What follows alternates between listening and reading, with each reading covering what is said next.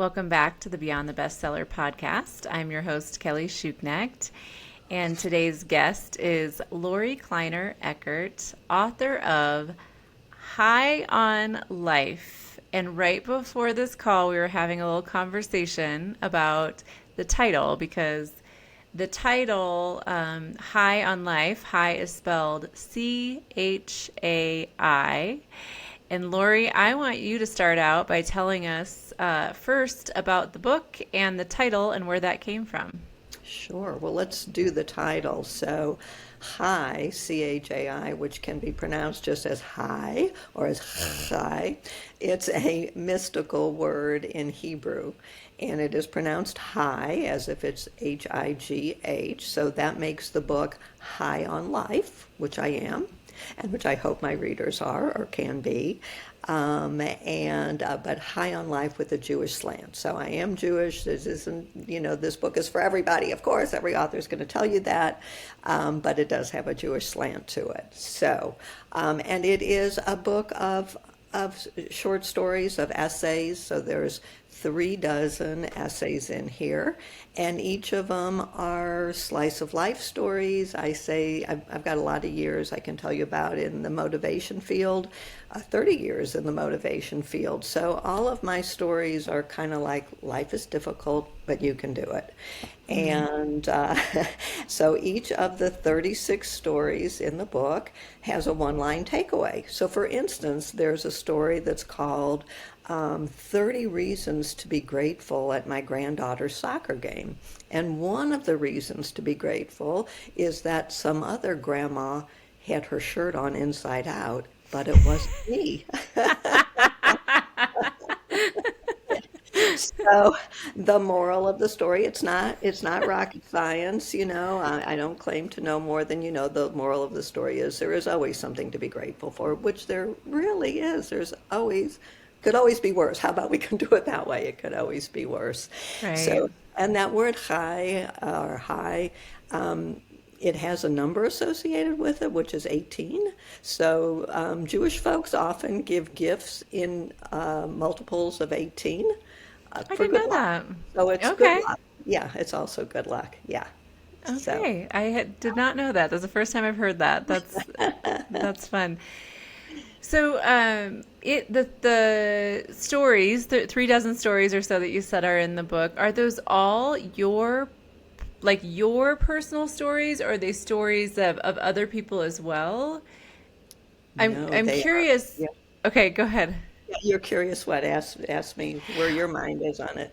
Well, I'm curious because you talk about kind of the turning around, like the experience, like negative experiences or bad experiences, and turning those into a positive thing, right?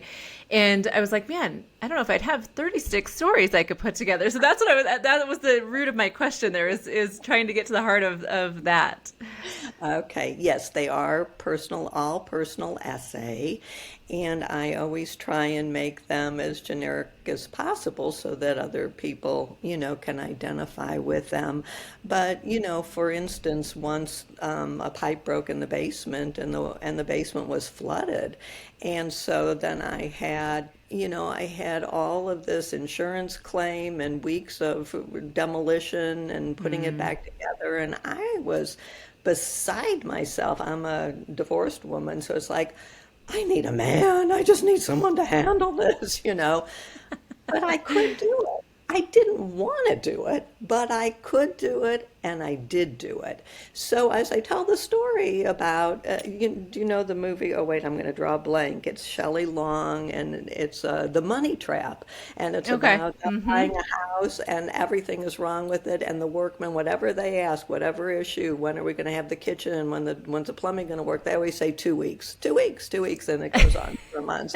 So that was a running joke throughout that story, that it's going to be done in 2 weeks. But by the end of the story, I could laugh in giving that answer. Oh, yeah, if you asked me when my beautiful new basement is going to be done, I'd have to say 2 weeks, and I chuckle, and I'm happy to return to laughter. Yeah. So that's kind of where I am. I see from looking and trying to learn about you that you kind of are a serial entrepreneur. You've tried different things, and that's kind of where I am. So I have been 30 years in motivation, and I'm a quilt maker, and I make quilts with words and symbols pieced into the design. But I never took my quilts to quilt guilds. I took my program to every kind of group from PTAs to Procter and Gamble. And as I held up the quilt and told the story behind the quilt, it's always the stories of my life, hoping you can glean life lessons from it. So one of the quilts that got the biggest laugh all the time is a quilt that's shaped like an hourglass, and it says, "If not now, when?" And so I tell the story on that one of going shopping with my kids when they were little at the time. We stopped for candy on the way. The big kids got M&Ms and the little one got Skittles. And she thought when they got home they would share with each other, but they would have no part of that. So they went running off upstairs, and she was so mad at them, and she shouted out, "Well, if you won't share your M&Ms, I won't scare my shittles." Well, I clapped her on the back and I said, "Way to go, kid. You're willing to share, and if they won't share back, you have no choice but to take care of yourself. If not now, when? If you don't learn now to take care of yourself, when you're going to learn it?" So I'm a storyteller and a serial entrepreneur. Yes. Yes. And you Yes. must be a very patient person, because quilting is not for the impatient person. You talk about quilting, I'm like, oh my gosh, I've tried doing things like that, and yeah, I can't do it, but Yeah. it's Yeah. cute. Well, I have an Etsy shop, so Oh, nice. where I sell my quilt designs, because my quilts have words and symbols pieced into the design, and I sell them printed out on coffee mugs and t-shirts and sweatshirts and stuff like that. But I do sell some patterns, but they have to be very easy, because most people, I can make a little square that's 1 inch square, and it's made up of 3 triangles, and its finished size is 1 inch square. Most people can't do that. Let's get real. No. So the the quilt that I teach, that I have a tutorial on, it's putting 42 squares of fabric together, and it has over 100 photographs to show you how to do that. It's 49 pages long. Oh my Because yes, gosh. it's a lot of hard work. It's crazy, but fun. Yes. It's fun to be Yes. creative in that way.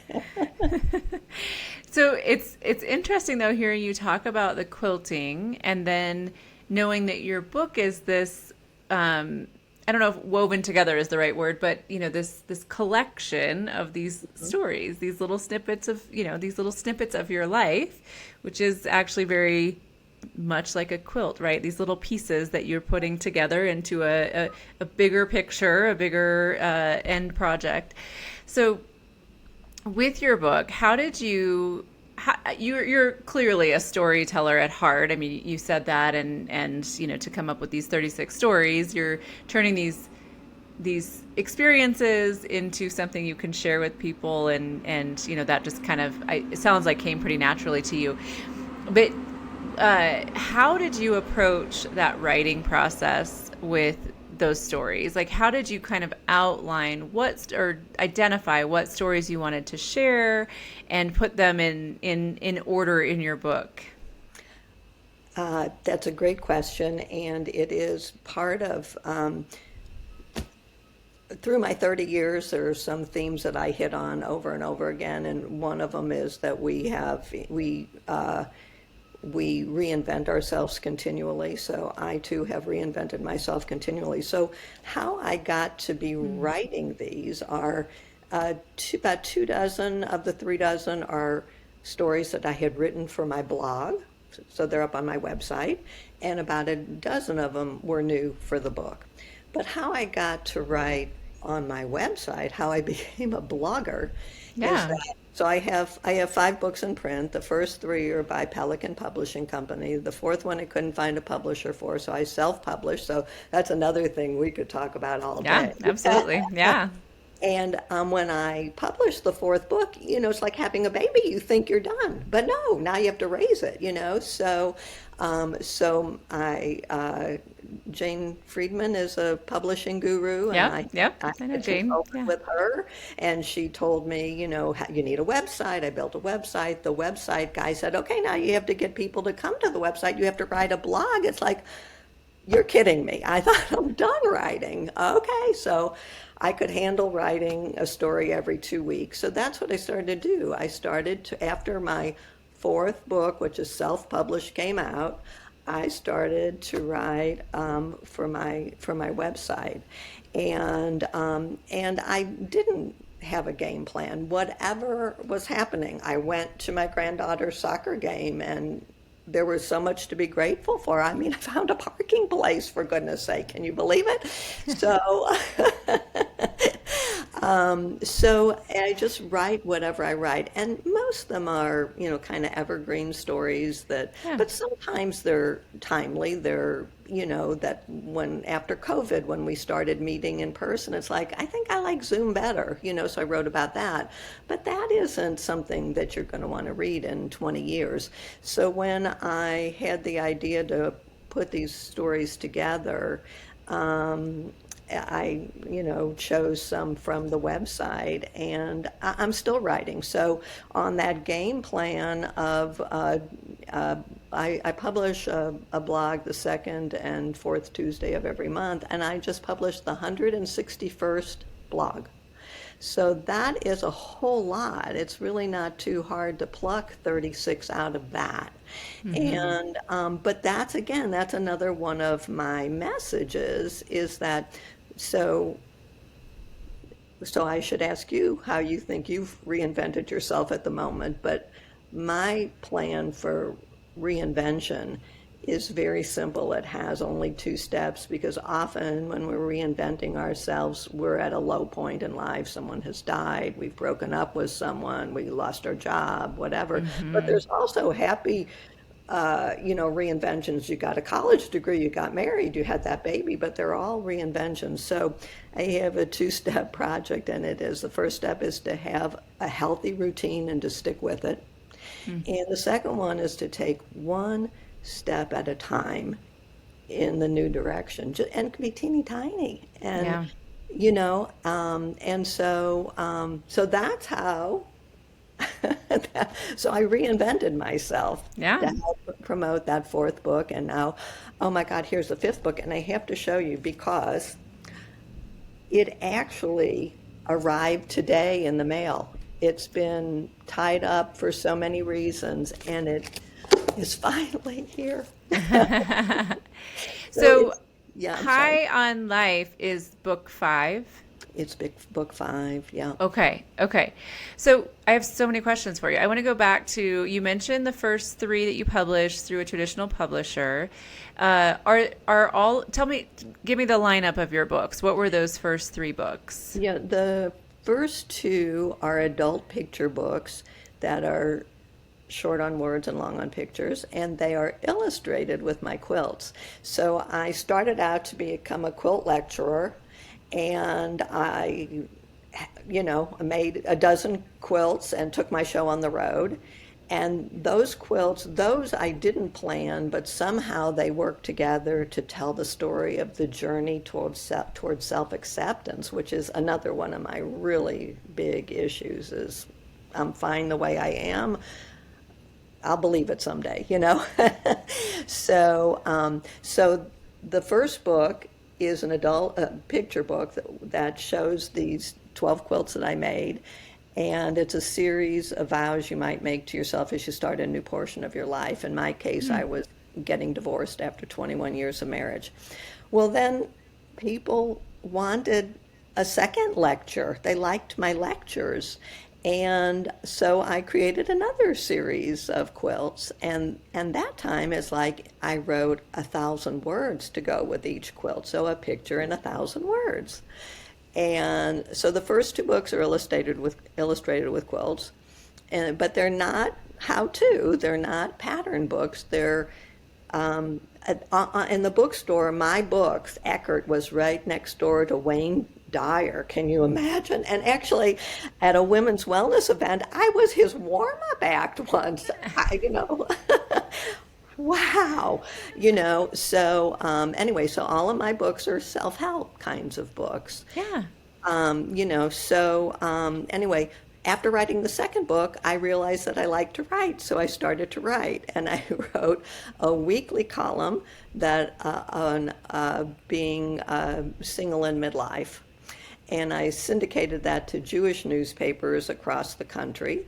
And I won a couple of awards doing that, but it was really hard to write from the perspective of being single. How ridiculous. I was so much more than that. So that was that. And then I got a boyfriend for about 8 years, and I had 10 grandkids, so I wasn't doing anything creative. And then weird things with the boyfriend. The boyfriend had surprised me at the about 3-year mark and moved in with me. He surprised me. We never talked about it. He surprised me. Oh. And it really worked out okay for many years until he got sick. And so it was my house. He got sick, and he didn't want my kids and grandkids over. And I had said to him, if you ever put me in a position to choose them or you, I promise you're going to lose. I promise. Well, so that's what he did. And so even though, what kind of a horrible person does this, even though he had lung cancer, kidney cancer, separate cancers, not metastatic, a brain tumor, an aortic aneurysm, abdominal aneurysm, I really did kick him out. I tried to take care of him, but he just couldn't live in my house anymore because my kids weren't going to come over. Yeah. Yeah. So how does a good girl do that? So I was so riddled with guilt that when he passed away, I wrote Love, Loss, and Moving On, which is not a how to reinvent yourself, but it's how I reinvented myself. Yeah. And when you're going through a bad stage in your life, you often do weird things like drugs, alcohol, promiscuity. Not me. I developed a crush on British actor Bill Nye. He was the ancient rocker on Love Actually, if you know him. Yeah. And I went and saw him on stage in New York. I wrote him a fan letter. He wrote back and sprinkled his letter with 3 X's. I was sure that it was love at first right. So that was the craziness that I went through, and it's all chronicled in the book that I self-published. Love it. So that was book 4, the love, say the title again, Love, Loss, and Moving On. Love, Loss, and Moving On. And then High on Life is book number 5. Now, did you self-publish the High on Life also, or did that? No, then so again, this is how life works. You just keep taking one step at a time, and you go places. So I wanted people to get to my website more often, so you'll like this for the people that you talk to. So I started writing book reviews. So I have a book blog that has over 200 books that I've reviewed. Well, different publishers start coming to me to review their books, and so Bancroft Press came to me to review a couple of their books. I did, and I got to know the publisher. And so when I figured I was writing a book, I wrote him and I said, do you remember me? Here's 2 reviews I wrote for you. Yeah, he remembered me. Well, now I have a book. So now I have a book.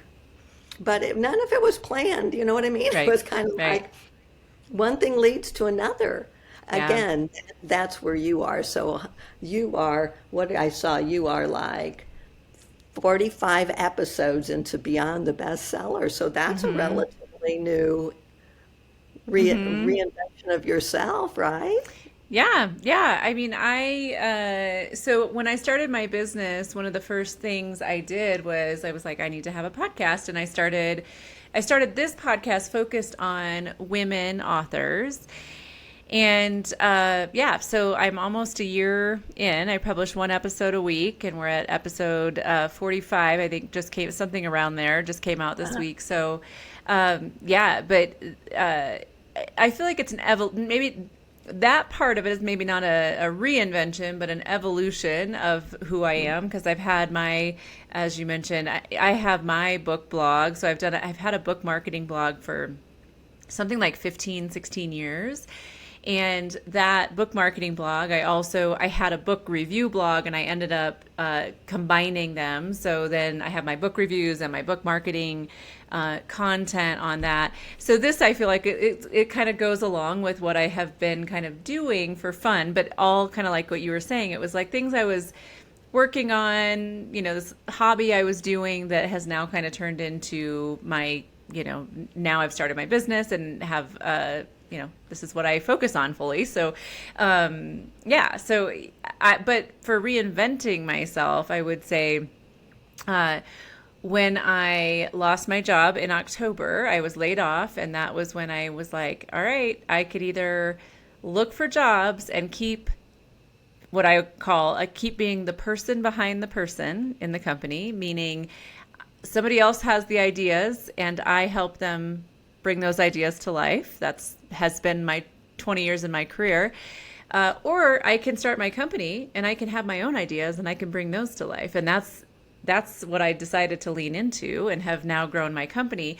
And it feels like a total reinvention of myself, because I was this hidden person behind the person. And now I'm going out and speaking, and I'm, a lot more public than my little blog post. You can hide behind blog posts. You can write blog posts and put that content out there, and but when you're actually on a stage and things like that, you can't, people are looking at you. The spotlight's on you, right? Yeah. So it's a foreign thing for me. I'm getting used to still, but it's this new phase in my career, and I think it's as you were talking about that, reinventing yourself, that resonated with me, because I feel like I have done that many times in my career, where it's like, all right, now this is who I am, and not out of the blue, but it's kind of what you realize about yourself and you can bring to life, and not get stuck in these places where we're unhappy and not fulfilled. So I love that. I love what your message is all about. I want to ask you, I get this question a lot, and I get questions around whether you should go the self-publishing route or publishing traditionally. And because you have the experience of both, I'd love to hear your take on that and what you feel like clearly they were all the right path for you, right? But like, what are the pros and cons of going those different directions? Mm-hmm. And what would you tell somebody if they were to ask you, should I wait for a traditional publisher, or should I publish it myself? Yeah, these are tough questions. Yeah. Because I've already confessed that self-esteem, self-acceptance is one of my issues. For me, to have a traditional publisher is better, because I have someone who believes in me. And so Love, Loss, and Moving On, I think it's a terrific book, but I'm a little not too sure, because it's self-published. I couldn't convince anyone to, put their money behind it. When Bancroft signed the printing contract for this, it was like $11,000 to print these books. I felt like I got an engagement ring. That was quite a commitment they made to me. So I need a publisher behind me. And also, many people maybe still write on medium.com. So the same things that I put up on my website, I put on Medium, but there's some other stuff on Medium about writing. So I have a story there that's very popular that's called Spending Thousands to Earn Hundreds. And that is my self-publishing story. I want to read that. However, it led me to currently a Jewish newspaper in Cincinnati. I write 2 stories a month. I submit both to them. They publish one, so I get paid for that. Another company had found me. They were trying out blogs for their website, to promote their website, so I wrote for them and earned some really good money there until they decided it didn't work, it wasn't working for them. And then I have a third book coming out, and I am an affiliate marketer on Amazon. So if you click from my website to buy the book I just reviewed, I earn 43 cents. It's just Right, amazing. right. I know, yeah. I do the same thing. You're like, yep, I don't know why I do this, but Oh my God, 43 cents. I'm rich. yep, So, yeah, so for me, I need to be traditionally published. But everything is so different now, so yeah, who really yeah, knows? And as I'm kind of embarrassed to have a self-published book, the real public knows no difference yeah, between yeah, self-published and yeah. traditional. They don't, you can talk to them for 2 hours about it and they still won't get it. So, Yeah. Yeah. I love your perspective on it. I mean, you have both experiences, right? And for you, you felt better having the book traditionally published, and that's fine. And what I usually tell people is like, if that is the most important thing to you, then pursue that. And that's fine. I think in many cases, it's totally fine to go the self-publishing route if your goal is really to get the book out there, to get the message out there, to publish a book. I mean, maybe your goal is just to publish, and that's okay. So what I usually tell people is it really depends on you and what you feel the most comfortable with and what's the most important to you. So, but I don't tell people just hold out for traditional publishers no matter what, because it's just not the right path for everyone. And the world is very different than it used to be. it really Jane is. Friedman, you brought up Jane Friedman. I've actually interacted with her online for a long time because I used to work in a publishing company, and back then, like, she was very, if I remember right, I'm pretty sure she was pretty anti self-publishing. They would call it vanity publishing, and but it sounds like she helped you in that process of self-publishing. So maybe she's changed a little bit of her mindset Yeah, around that, or maybe I'm yeah, remembering wrong too. I don't want to attribute something wrong to her, yeah. but I think she does a lot of consulting with people, or she has a lot of content out there about how to write your book. What do you call it? Like Your book how to, proposal and yeah, all your those kinds of proposals. things. Yeah, Yeah. yeah, She's a great resource if you're looking to publish going any direction. So, well, definitely. Lorie, I am going to link to High on Life. I just want to say Thank try you. so bad because I told you before we started recording that I own a coffee shop. My husband and I own a coffee shop. So I see that word and I think of chai. And so I want to say that, but it's High on Life. I am like, I love well, your, I'm sorry, I go was to ahead. say, but No, chai no, tea go is for it. so comforting, and I hope that High Yeah. on Life is too. I'm sorry. It's Yeah. my favorite afternoon drink. So, I mean, that might have just called to me just in the title, right? Uh, Yeah. good. No. I love, I figured when I read it that was a play on words there or something. So I'm glad you explained that to us. Well, thanks for sharing your story with us. I will link to High on Life in the show notes with my affiliate link, like you mentioned. And if anyone clicks on it and buys it, I might earn, 20 cents or Oh, something. yeah, you'll be rich. Yeah. Otherwise, where else can readers or listeners or viewers find out more about you or connect with you online? Yeah, so everything is Lori Kleiner Eckert. So LoriKleinerEckert.com, LoriKleinerEckert.etsy.com, LoriKleinerEckert.com/book dash reviews. So it's just, I'm all over the internet. My grandchildren will tell you they're impressed. I bet they are because yeah, like when you can people can just find you really easily like that. It means that you're in a lot of places. So that's Yeah. great. Yeah, yeah. So the name will get you far. I mean, so if you just Google my name, you'll find everything. And I hope everyone will. And have a look at my quilts too. Yeah, love that. Someday I'll have you teach me how to quilt, but Okay. All right. It's a deal. I'm all in. right. All right. Thanks, Kelly. Thanks, Lorie. It's been fun. Looking for a community of women writers to support and inspire you on your journey? Join the Author Power Circle. Connect weekly with fellow authors, stay accountable, and move your book forward in an encouraging community. Learn more at kellyshuknecht.com.